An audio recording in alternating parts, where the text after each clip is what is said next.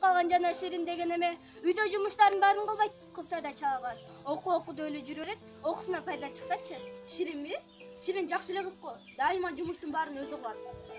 Койчу кактан айтпай. Ширин, кандайсың? Менин зана, мен үйдө жумуштарым бар эле. Апа, мен бардык жумуштарды бүтүп койдум. 2 күндөн кийин ОРТ болот экен, ошого барып даярданып берейинчи. Каякта ОРТ, каяктагы үйдө жумуштар жетпейт ал сага. Кыл алда жумуштарды. Апа дөө. Эмне мени чаатасың? Сен жапкан калкың жок. Сен экөөң менен жашаганча ит менен жашаганың жакшы. Экөөңгө көп менен кереги жок мага. Бар кет жанды, жашан жүрүп. Бар кет наре. Жакшы. Сенин көз жашың алганда жаман аялдар үчүн татыктуу эмес. Мен сен кыялыңда каалаган окууга окутам. Андан көрү бар ОРТга даярдан. Ассалам алейкум, аксакал, кандайсыз? Алейкум ассалам, кандайсың? Сизге бир өтүнүч менен келип эле. Кандай өтүнүч? Бул жакта турган койлордун баарын сизге сатайын дедим эле. Канча деп жатасың эми? Эми болор жерде баардыгын сизге 100 000 сомго сатайын дедим эле. 100 000? Макул эми, сенин акыбалыңды түшүнөм.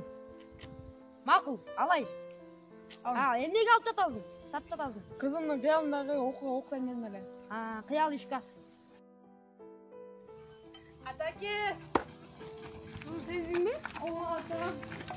Аябай сагындым, бардыгы үчүн чоң рахмат.